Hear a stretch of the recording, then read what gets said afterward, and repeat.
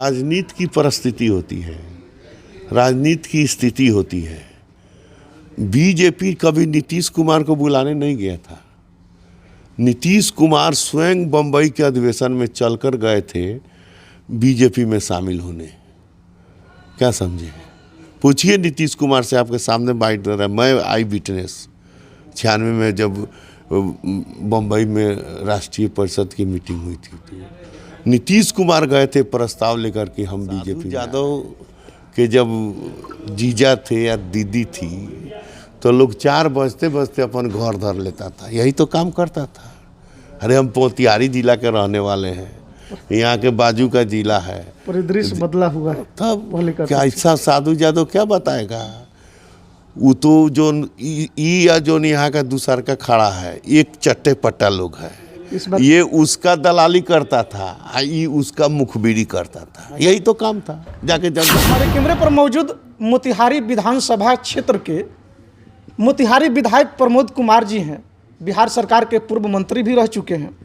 हम इनसे कुछ सवालात करेंगे इस चुनाव को लेकर के।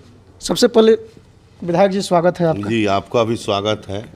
आज सरदार पटेल के जन्मदिन के अवसर पर एक भारत श्रेष्ठ भारत, भारत को एकीकरण करने के लिए जो सरदार पटेल ने भूमिका निभाई, इसके लिए सरदार पटेल के चरणों में श्रद्धा सुमन अर्पित करते हुए हम लोग आज गोपालगंज चुनाव में घूम रहे हैं।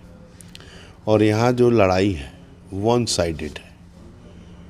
यहाँ अगड़ा पिछड़ा ऊपर नीचे कुछ नहीं है। यहाँ सुभाष बाबू ने जो काम किया, सुभाष बाबू को यहाँ की जनता ने 5 साल के लिए चुन दिया। अब सुभाष बाबू की पत्नी श्रीमती कुसुम देवी को 3 तारीख को कमल के फूल का बटन दबाकर उन्हें सच्ची श्रद्धा सुमन अर्पित करने के लिए, उन्हें श्रद्धांजलि अर्पित करने के लिए यहाँ की जनमानस तैयार है। और लोगों में एक ही भाव है कि सुभाष बाबू की पत्नी श्रीमती कुसुम देवी को विजय श्री दिलाकर जो 5 साल का सुभाष बाबू का टेन्योर था उसे स्थापित करना। सर, अभी आप कह रहे हैं कि लोगों के अंदर सुभाष बाबू के प्रति ये सहानुभूति की आप जिक्र कर रहे हैं। उनके विगत 4 वर्षों के कार्यकाल को लेकर के कुछ पब्लिकों में नाराज़गी भी है। सर, इस नाराज़गी को आप लोग दूर कैसे कर रहे हैं? एक बात समझ लीजिए, जो भी गोपालगंज का डेवलपमेंट देख रहे हैं, यही सुभाष बाबू के 4 बार का जो नेतृत्व है, यही जो 17-18 साल का जो नेतृत्व है, यही गोपालगंज की तरक्की है। सुभाष बाबू से पहले गोपालगंज आना कितना कठिन था। गोपालगंज आ गए तो जाना कठिन था। जिसकी मम्मी और पापा इस गोपालगंज के निवासी थे, उन्होंने गोपालगंज की सूरत नहीं बदली, गोपालगंज की दशा दुर्दशा नहीं संभाली।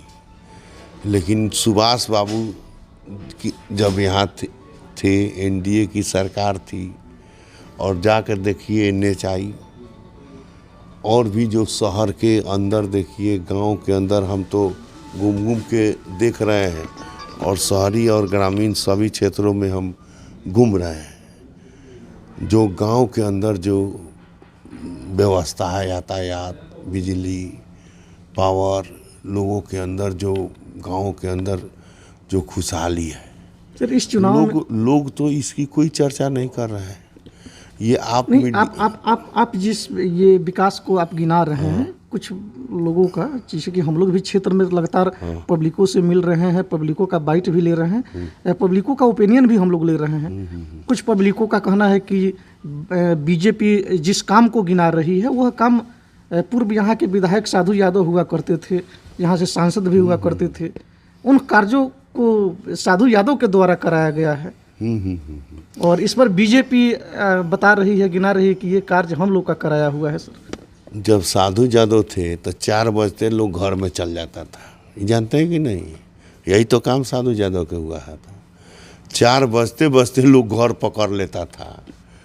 हाई जो इतना घोषणा हुआ था, हाई बड़ी लाइन का, रेल लाइन का, ये सब यही सरकार ने किया है। जो घोषणा किया उसने तो नहीं किया। साधु यादव के जब जीजा थे या दीदी थी तो लोग 4 बजते बजते अपन घर धर लेता था, यही तो काम करता था।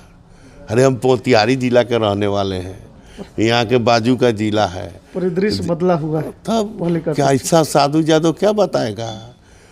वो तो जो या जो यहाँ का दूसर का खड़ा है, एक चट्टे पट्टा लोग है, ये उसका दलाली करता था, ये उसका मुखबिरी करता था, यही तो काम था। जाके जनता से पूछिए। इस बार जदयू बीजेपी के साथ नहीं है, कोई जदयू बीजेपी से कोई लड़ाई नहीं है, वन साइडेड गेम है। यहाँ नरेंद्र छोड़िए ना भाई, संसद बीजेपी है तो संसद हुए। बीजेपी का सीट जनक राम जी का सीट था, जनक चमार का सीट था, बीजेपी ने त्याग करके यह जदयू को सीट दिया है। जदयू ने बीजेपी को नहीं बनाया है, बीजेपी ने नीतीश कुमार को मुख्यमंत्री बनाया। नीतीश कुमार बीजेपी को मुख्यमंत्री नहीं बनाया है, बीजेपी ने नीतीश कुमार को दिल्ली की गद्दी पर बैठाया, बिहार में मुख्यमंत्री बनाया है, न्याय यात्रा में साथे साथे घूमा। नीतीश कुमार के ऊपर आप एक एहसान जता रहे हैं। नीतीश बाबू कभी राजद में तो कभी बीजेपी में, लेकिन एक सवाल है सर मेरा आप लोगों से, राजद और बीजेपी दोनों पार्टियों से, जब नीतीश कुमार बार बार कभी इधर कभी उधर, तो राजद और बीजेपी नीतीश कुमार को अपने में क्यों ले लेती है?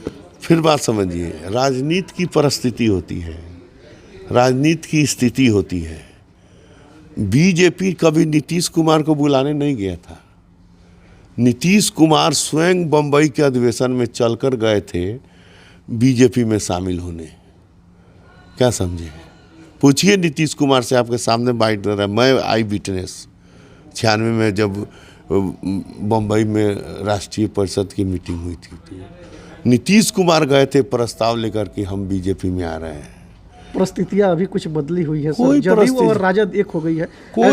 इसके पहले राजद को कैसे आप लोग मानते? इसके पहले राजद और जदयू एक थी, 2015 थी ना भाई, सुभाष बाबू चुनाव लड़े थे। दोनों वोट जोड़ने के बाद भी सुभाष बाबू जीते थे, जानते हैं कि नहीं? बीजेपी विजयी भी हुई और मैं 5 बार का विधायक हूँ। उपचुनाव का अंतिम रूप दिया जा रहा है।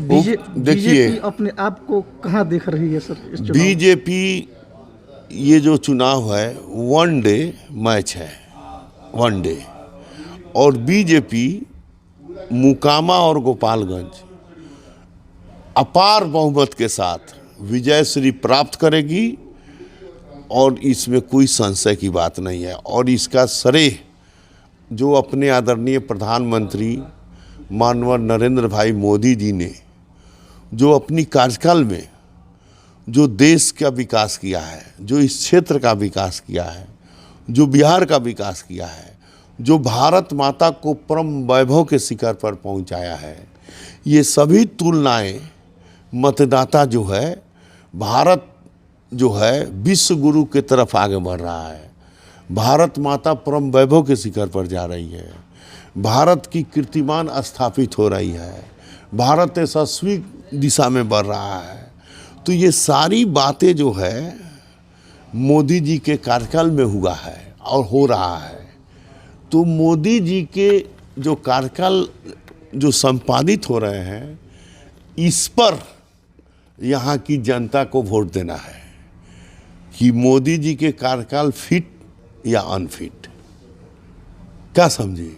तो देश देख रहा है ये चुनाव को। देश में 9 जगह चुनाव हो रहे हैं और इसमें 2 जगह बिहार है, और ये सभी जगह अपने आदरणीय नरेंद्र भाई मोदी जी का जो कार्यकाल है इसकी ये कसौटी है। और यहाँ से भारतीय जनता पार्टी देश की 9 जगह पर चुनाव विजय श्री प्राप्त करेगी। आने वाले 2025 के विधानसभा चुनाव में यही बीजेपी का क्या रोड मैप रहेगा सर? बिहार सुनिए, अभी देखिए ना भाई, 2024 पहले देखिए, 25 अभी बाद में देखिएगा। क्या फिर से जदयू से गठबंधन हो सकता है? वो अब छोड़िए ना भाई, वो विषय अलग। अभी 2024 देखिए, 25 में तो भाजपा की सरकार बिहार में बनना ही है। अभी 24 में नरेंद्र भाई मोदी जी स्थापित होंगे, पूर्ण बहुमत से स्थापित होंगे।